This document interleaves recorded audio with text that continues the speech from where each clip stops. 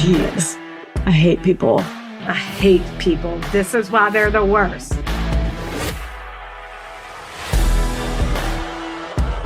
Are you ready for it?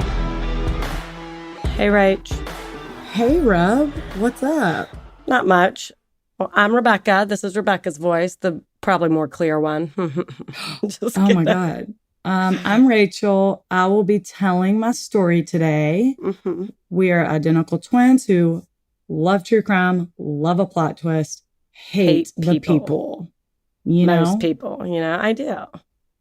Except you. You are great. So we were chatting and we were like, wait, I want to ask y'all, like, first of all, someone gave us a 1-star, but no feedback. Like, we want to hear critiques. So if anyone knows who gave us a 1-star, they're clearly not listening because they don't like us. But they hate us. If y'all know who did it, tell them to please provide some feedback. Also, we want to hear from y'all, those who do like us. What kind of stories do y'all like? Do y'all like a whodunit? Do y'all like you think it's this person the whole time and then it switches? Or, we're here to entertain. So we want to tell stories that y'all like. I like them all, so. I know. And Rebecca raises a good point. Mm-hmm. What kind of stories? And then also, like, what do you not like? Do you hate an unsolved mystery? Yeah. Do you hate a kidnapping? I don't know anyone who would like prefer a murder at the end of it, but no kids we agree on that. I mean, but Rebecca did. I know sometimes it's just a good story. I don't know. It might involve a child or two, but it won't go into graphic detail. If I ever do one, I won't do that. Never. But, yeah. So just keep us posted. Let's jam. Let's gab. Let's gab. See, like, my favorite would be probably you think it's going one direction and then all of a sudden it switches. Those are kind of hard to come by for the most part. Right. Or there's like no information about them. So like that would probably be like a bonus. Like there's one I'm thinking of that I may do for like a bonus Patreon episode. Because it's going to have to be short because it couldn't. But, like the Donna Winger, that was like the most shocking. The husband did it. Right. Or the Michelle Hadley, Angela Diaz, no murder, but like you really, really switched it up on you. Or do you like, who the hell did this? Like, I don't know. All right. So y'all just keep us posted. Keep us posted. We should make like an Instagram question that, because are they going to tell us right now? No. They're going to tell us when it's theirs. But yeah, we will. Okay. I do. That is all I have from the top. By the time this airs, so this will be season 2, episode 4, right? Yeah. I think. Join our Patreon. Please. There's different levels. You'll see. Be a patron. Be a patron. The main purpose of it is if we could do this full time. Oh my God. I know we talk about it a lot, so we won't dwell on how much we hate corporate life, but I hate corporate life. No, it just like kidding. The quality would be outstanding. Oh my God, my quality of life would be extreme. And the quality of the podcast too, and the stories. Yeah. Then we yeah. Well, yeah, that too. But you're so selfish. No, but y'all's quality of life would go up because you get such detailed, intricate stories. I'm just kidding. But we would have so much time to research, like go into the psychology of it. It'd be so fun. It would be fun. So many bonus episodes for the patron. I mean, it would just be, I don't know. You know what I heard? What? Such an interesting fact. And I was driving to Nashville and I had 4 hours to kill for a meeting. And I was just listening to all sorts of podcasts, one of which was Sword and Scale. One episode had a forensic psychologist on there. And he said that they did a study of schizophrenics from U.S., from America, from India, and I could not remember the other country. And I don't want to get it wrong, so I'm not going to guess. But 90% of the schizophrenics in America, their voices tell them to do something bad, like hurt someone, kill, whatever. 10% of India's schizophrenics tell them to do something bad. The 90% tell them to do, like, be a better person, clean the garage. That was like example he gave, like, do better. And then the other country, it was like 15% tells them to do something bad. And the other 85%, it's like godly things. Like, it's like God talking to them and telling them to live by God and spread the word of God. All religion things.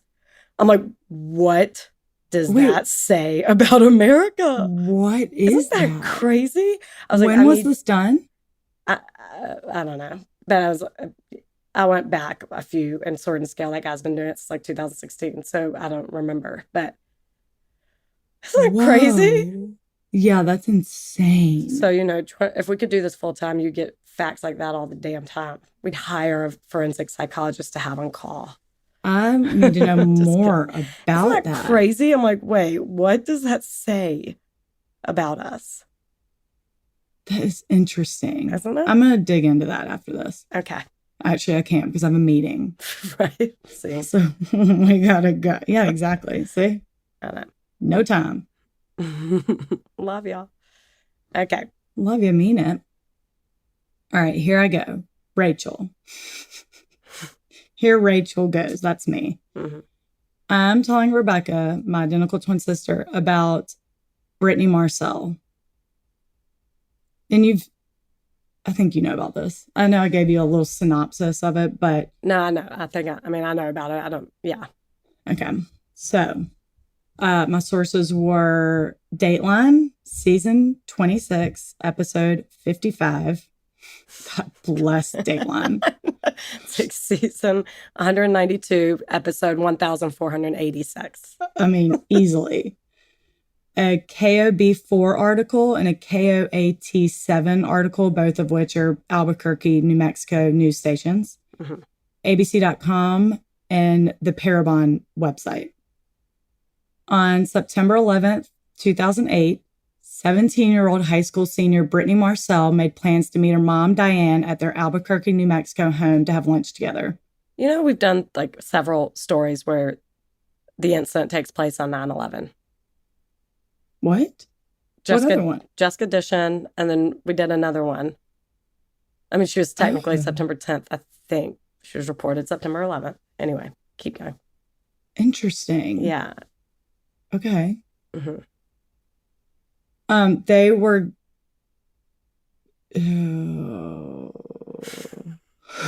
What happened? I don't know. That reminded me of a case. Okay, anyway. Oh, uh-huh. I know exactly what you're about to... That's a bonus episode. That is a bonus episode, actually. I meant to add it to the list. Nothing. None of your business. Y'all, keep your head in the game. I'm not talking about that. I'm talking about Brittani Marcell, who was going home for lunch. Sorry, that was so off topic, and no one knows what we're talking about except each other. So just forget it. I'm sorry. Okay, go. I know. Brittani. So she's going to meet her mom, Diane, to have lunch.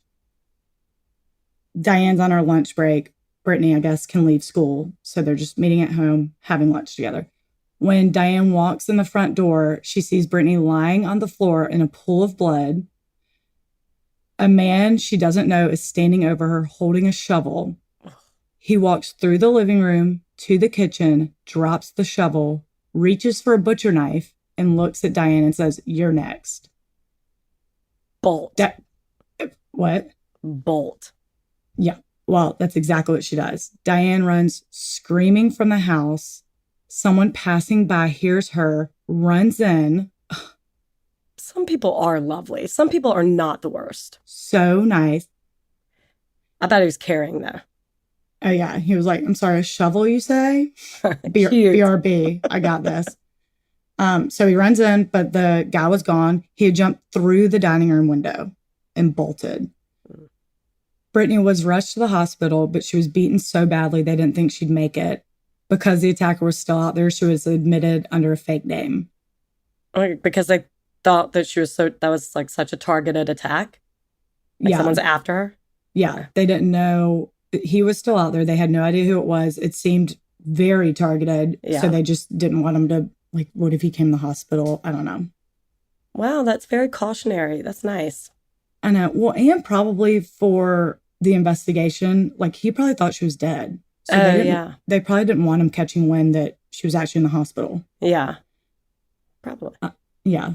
She had multiple skull fractures, a severed optic nerve, leaving her blind in one eye, a crushed ear canal, leaving her deaf in one ear, a broken arm, a broken wrist. Oof. They put her in a medically induced coma for 10 days, and when she woke up, she could only communicate by blinking her eyes. She had no recollection of what happened to her or anything about the attacker. She actually thought she was in a bad car wreck. Oh, my God. I don't remember that part. Oh. I know. Ultimately, they had to remove part of her brain. She got meningitis. Oh, my God. This poor girl. But after 3 months in the hospital, the doctor said it's looking like she'll actually survive this. Hell yeah. Brittani, get in the fight. Badass. Mm-hmm. After 5 months in the hospital, she was released, and Diane moved her and 2 of her sisters. She had 5 sisters, but 2 were still at home. She's the youngest of 5, right? Oh, no. I guess not if 2 are still at home. Okay. So Diane moved her and 2 of her sisters to Texas for an intense rehab facility where Brittani had to relearn how to walk, talk, eat, read, write, everything. Oh, my God. Albuquerque police detective Jason Morales was shocked by the very brutal nature of the attack. Once they were able to go inside the house, they saw that the attacker left behind a bloody shovel, a knife, and a roll of duct tape. Oh, he was planning to take her. Yeah, I guess. How frustrating do you think it would be, I wonder, if you're in an accident like that, you had to learn how to walk, talk, everything again, but like knowing that you had done it before, I bet you get so frustrated. Like this is something I used to know. I used to know how to do this, and why is this so hard for me? Yeah. Oh, God. I know, it's really sad. Yeah. They found the bloody shovel, the knife, a roll of duct tape. Because he jumped through the dining room window, there was a tiny drop of blood on a shard of glass. Oof. And it wasn't Brittany's. They were amped. Yeah. It's tiny. They submitted it to CODIS, but there were no hits. Meaning he's never been in jail before? Yeah, he's never been in trouble. Detective Morales was confident the attacker was someone she knew, obviously. It was just so brutal. It had to be personal. Mm-hmm. So he did a deep dive into her social life, looking at anyone she was or had been dating, anyone who interacted with her at her job at the sunglass kiosk at the Cottonwood Mall, her friends, just everything. They also considered whether the attacker may have had a connection to Brittany's brother or one of her 5 sisters, but jeez, there's a lot of kids in that family. I know. None of them turned up any promising leads. Back at the rehab facility, Brittany was making great progress, but it was a very long and slow recovery. Brittany's neuropsychologist, Dr. Lori Wright, said she was often confused, cried a lot, but was able to regain her abilities through cognitive behavioral therapy, which is a process that reteaches the brain through repetition. And that, like, kind of what you just said, like, can you imagine how frustrating? Oh. In one article, she compared herself to a toddler. She had to relearn everything. Oh my God. Terrible. Of course, there was significant damage to her memory. She couldn't remember most of her high school career, obviously couldn't remember who attacked her. She did say in one article, she remembers like no junior high, pretty much no high school, but she remembers things about being like really little. Oh my God, so, like, that's sad. I want to forget some of junior high. Totally. Who doesn't? Oh, I know. For years, the case was unsolved, but in 2013, a new detective, Jody Gonnerman, took over the case. See, this is what I'm talking about. Women, again. Get shit done. You got to get a chick in there if you want to get anything accomplished. Want a case solved, get a chick in there. I mean, she was like, go back to twiddling your thumbs. And scratching your balls. I'll take care of this. I got this. Jody was committed to solving it, obviously. Mm-hmm. Of course she was. She looked into 75 different men provided by the family as potential suspects, but nothing came of it. Then in October 2014, 5 years after the attack, she encouraged Brittany to undergo hypnosis to try to recover memories that she may have suppressed. Mm-hmm. Brittany agrees. And under hypnosis, she was able to describe her attacker, referring to him as a tall male with light complexion, spiky hair, brown eyes, muscular. Whoa. No visible tattoos, but she could not come up with a name. Whoa, that was a lot of detail. A lot of details. She also suggested that the man may have been someone she knew from work or possibly a customer at the sunglass kiosk at the mall. Oh, wow. So aside from not knowing the name, good description. Really good one. However, the doctor who performed the hypnosis said there's a chance of confabulation, which is defined as creation of false or erroneous memories without an intent to deceive, sometimes called honest lying. Yeah. Alternatively, confabulation is a falsification of memory by a person who believes he or she is genuinely communicating truthful memories. Right. So essentially, under hypnosis, your imagination can just like fill in gaps, but it may not be accurate. Well, I always wondered that about hypnosis. Like, I bet she, after she learned she was attacked, she like pictures herself being attacked, like as a third party, I imagine, and like created a guy in her head, maybe. Like, I always wonder about shit like that. Yeah. And like, did you just picture, like when you said you were beaten by a guy, like your mind will imagine a guy, and I wonder if you're just convinced that's what he looks like. Yeah. I don't know. Especially like 5 years later. Right. Like you've probably tried to replay this 100 times in your head. Right. But she wakes up and she's like, did I say name? And he's like, no. And she's so disappointed. Oh. I know. But he's like, I mean, you gave a description. He may have been someone you knew from work. Like, we got something. However, while it's a good description, the blood samples is still not in CODIS. So they still have no idea. I mean, it's a description. They have no idea who it is. So for 2 years, they had this information and could pin down no one. Right. Because he's really flying under the radar. Yeah. God, he's like a one and done crime. Never. It's so weird. It's so weird, especially a brutal one. Oh, really an anomaly. So in May 2016, 8 years after the attack, Brittani graduates from college. My God. Good for her for even surviving. But then, like, she's like, I'm going to get my degree still. She is driven. She's a badass. Yeah. Also around that time, Detective Gonnerman learned about Parabon snapshot DNA phenotyping. This was... Sure. Who hadn't learned about that yet? Who hasn't? This was a new technology and really expensive. But essentially, they take DNA that can develop a sketch by focusing on traits that are passed down. So it's like, this piece of DNA is usually featured in blue-eyed people, not brown-eyed people. And it just builds a picture of what the person probably looks like based on their DNA. God, there are cool jobs out there. This fascinates me. I know. God, we got in the wrong field. Remember when we were forensic chemistry majors? Why don't we stick with that? I don't know. God, we're idiots. We were like, let's just pick a good major for freshman year. All the like prerequisite classes are all going to be the same as any major. So like, let's just go for it. Forensic chemistry, guys. And then we botched it by going into business. And business marketing with a minor in PR. Basic. Basic.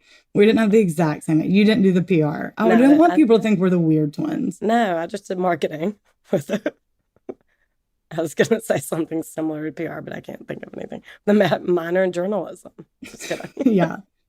No, we're not the weird twins. And we had like separate roommates. Like we weren't like, you know. We didn't hold hands going to class every day. And dress alike. Just on Tuesdays and Thursdays. Don't judge us. Just kidding. Okay. Detective Gonnerman submitted the blood sample to Parabon and waited for the results, but it takes months. So Brittany's case was set aside for a little bit. That is until October 2016. Brittany and her family are all together. And Brittany says, Justin Hansen. Yeah. Gives me the chills. She told her family that name had been popping up in her head every single day. And mind you, when they were looking into these 75 men that I mentioned before, these were just like names of men that the family provided. Brittany's never said one. Oh my God. So this was the first time she was like, I cannot stop thinking about this name and I have no idea who it is. Justin Hansen. Her mom, it meant nothing to her mom. She had no idea who it was. Every single one of her 5 sisters said, we know exactly who that is. He was a popular older boy that went to their high school with a couple of her sisters. And he worked at Hollister in the mall at the same time Brittany did. Say no more. I know exactly what he looks like. Yep. Once she really racked her brain over him, she remembered that he would come talk to her at the sunglass kiosk from time to time. She does not remember him being creepy, but she remembers him being flirty. And smelling like Axe body spray. And reeking of Old Spice original. Spice. There you go, yeah. Axe body spray. But he's like really cute, older guy. Her sisters are like, he was like, cool. Yeah, we know him. The fuck he was. Oh my God. She calls Detective Gunnerman to tell her that this name keeps coming to her.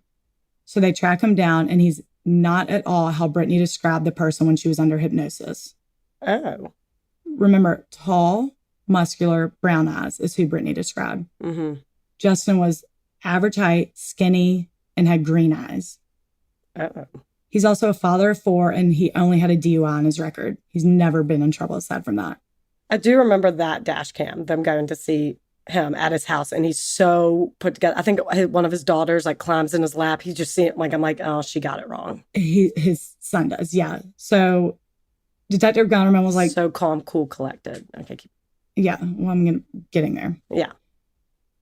So Detective Gunnerman is like, this is really unlikely. We'll look into it, but he's not a priority. Then on January 3rd, 2017, they finally get the Parabon snapshot back. This part, the Parabon is so interesting to me. Me too. So they found that the blood sample from the crime scene is from a man with fair skin, dark blonde to light brown hair, likely has no freckles. Isn't that crazy? I'm and fascinated. Most telling, he has green to hazel eyes. Oh my God. So now, oh, shit. I know. So now Detective Gunnerman is much more interested in Justin. Uh-huh. But she's not totally convinced. She goes to his house and her partner is wearing a body cam. So this is all online. And he's I like, go see it because it's so I was like, this isn't him. He's so cool. He's so easygoing. Not sold, which is why I don't know. I'm not a detective. That's why I'm not a detective. That's why we ditched forensic chemistry. We aren't belonging in this field at all. Because I'm like, no, look at him. He's holding his son. Kid. Yeah, he has kids. He's holding his son. He's in a robe. He's very chill, very polite. There's like a Christmas tree in his house. Like it's just run-of-the-mill family man. Yeah. He tells them he does not remember Brittany at all from when he worked at Hollister. He knows nothing about it. He's like, maybe in passing, I could have seen her. Like he's just like I have no idea who this chick is.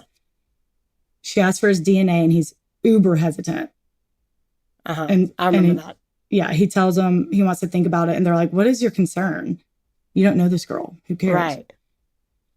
And he tells them that he and his wife watch a lot of shows where something like this can get someone falsely accused. And I'm like, with DNA? No. DNA can get someone falsely accused. Like, if you've never met this person, we're not talking about spit. Did you bleed in their house? And according to you, y'all may have said hi in passing years ago. So what's the big damn deal? Mm-hmm. So it really should not be an issue. Right. Then he tells them that he'll talk to his mom and then come by her office. He's in his 30s and he wants to talk to his mommy first with his like wife and 4 kids sitting there. And they're like, is she a lawyer? No. She's just my mommy. They thought that was very weird. I'll ask why I'm nursing later.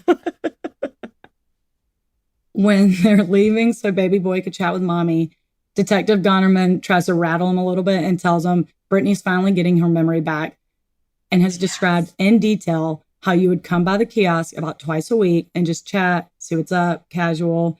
She knows you worked at Hollister, which was right there. And he looks all confused. And he's like shaking his head. No, I have no idea. And then she goes, you wore tight Abercrombie t-shirts and baggy jeans. And he's like, that is true. Well, that you got me on.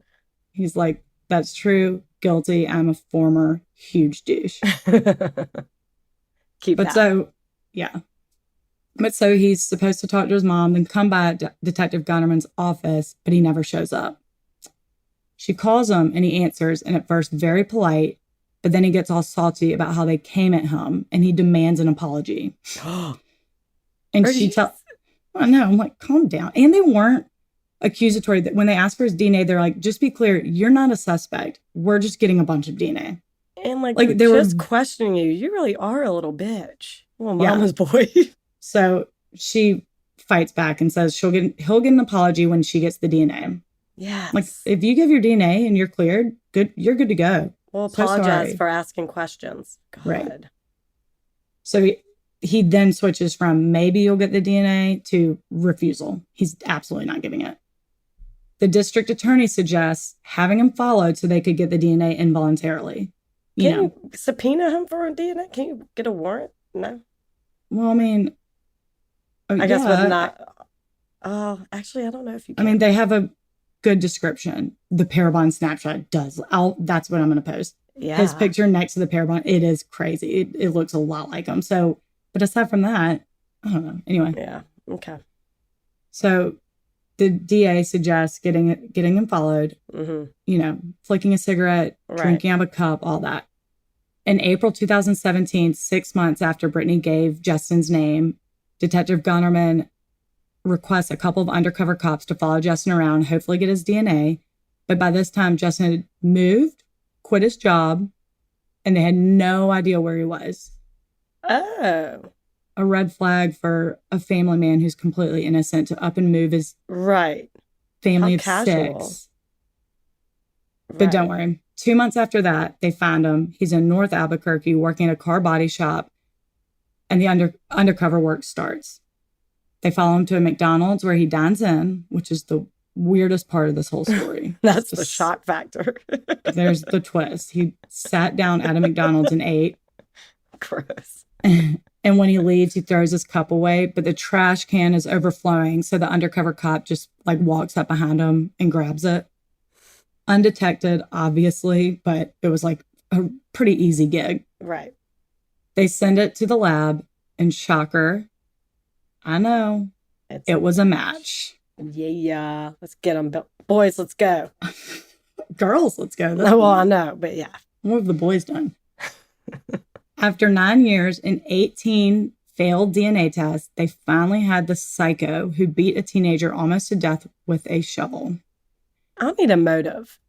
Well, I know. We have one. Oh, Well, okay. kind of. You'll see. When preparing for trial, Detective Gunnerman found out that all of the physical evidence had accidentally been destroyed. What are you talking about? A clerical error. Someone who was, I think, retiring. You check, like when they're moving on, you have your set of assigned evidence and you check a box of like destroy, keep. Someone marked destroy. So the shovel. Does this Justin Hansen come from a wealthy family? I didn't get that vibe. No, it was an error. They know who did it. It was just an accident. Sure. So Brittany's, the clothes she was wearing, the shovel, everything was gone. But thank God that little baby drop of blood was stored separately in a freezer. They had it. God. In the meantime, while preparing for trial, Justin was put on house arrest, but it was bullshit house arrest because during this time, Brittany's sister went to a baseball game and he was like right there in front of her with an ankle monitor. But like after they already, she knew that he beat up her sister. Who was the one? Yeah. She posted on social media like they were outraged. Oh my God, I would go spit on them. You would not be able to stop me from going up to him and causing the biggest scene. He was oh with my God, seriously? Yeah, he was like, I think with his wife. Oof. That is shocking. I cannot imagine that. Okay. I know. Well, when they like wreaked havoc about that and being like, what kind of house arrest is he on? He gets to go to a baseball game. They're like, if he's been following the rules, if he stays out of trouble and follows the rules, there's a little bit of slack. I'm like, a little bit of slack is like, yeah, you can go to the grocery store. You don't get to go to a baseball game and like, I'm sure he's kicking back a few beers. Like, no. Yeah, it's murder. It's attempted murder. I mean, attempted murder, but like he didn't get a DUI or like what's some petty crime. Like, yeah, no. Anyway, he was at the baseball game. Bullshit. So house arrest my ass. During this time, Dateline does interview him. He's on house arrest again. Oh, yeah. And he's just a wreck. Like, his eyes are huge and red. He's just like on... And again, he seems so innocent. I know. I remember that where I'm like, ew. He's like talking about how like he'll do anything to not go to jail for the rest of his life. He has young kids. He doesn't want to get out when they're in their, you know. No, he was like a psycho little teen who thought he moved on from that life. And guess what, bud? It follows you. It is everything so follows you. Crazy. But yes, I know.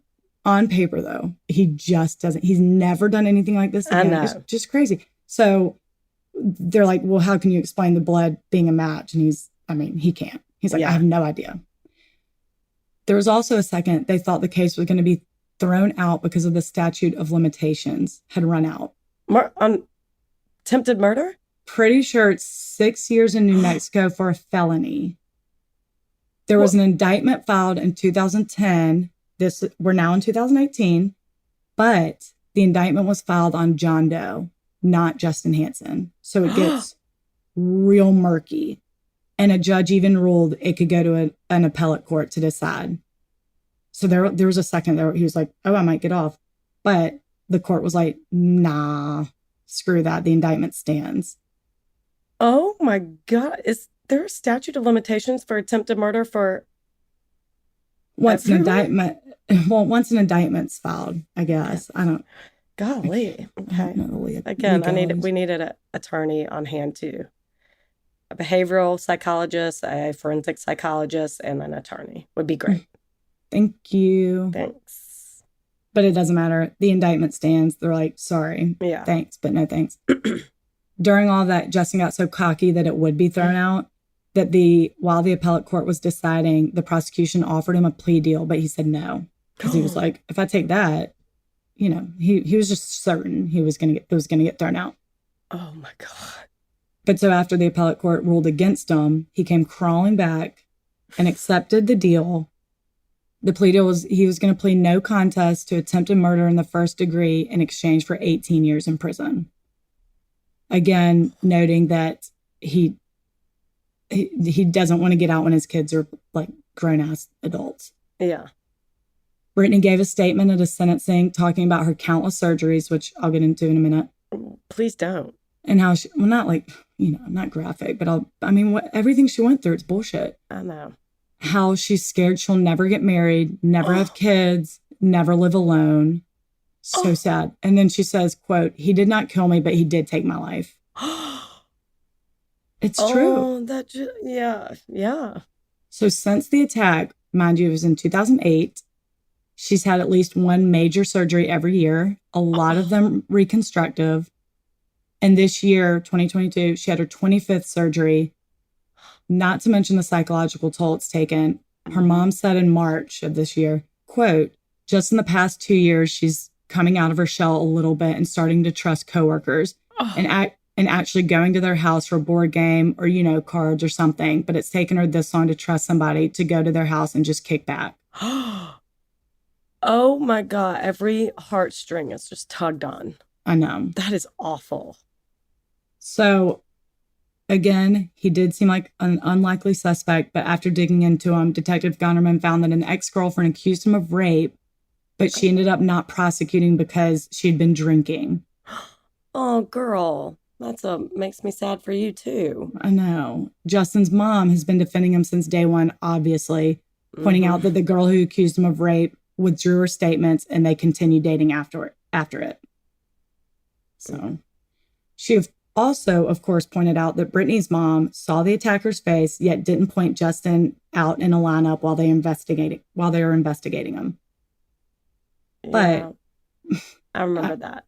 Yeah, but Brittany's mom said she didn't really stare at his face. She looked at it and then immediately looked down to see what he was doing and then bolted. Right. I imagine when you see your daughter half dead and beaten, that is who you're looking at. That's what you're focused on, wanting to run to her, but you have to run away from that monster.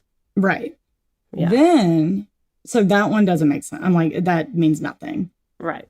Then Justin's mom comes back with the fact that Brittany said the attacker had no visible tattoos, even though he was wearing a short-sleeved shirt, which I want to point out, I could not find where under hypnosis she described his clothes. But she does say this in an interview.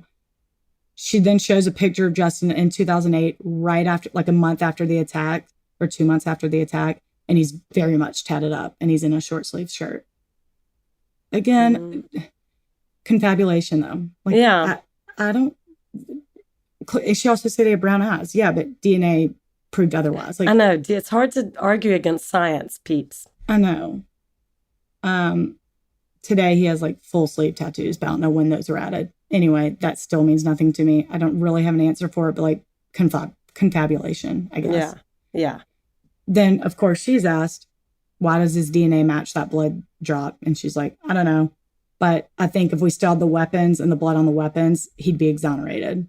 I wish we had those too. I know. That was a huge error in judgment. You're going to get rid of a murder weapon of an unsolved case? Destroy, you say?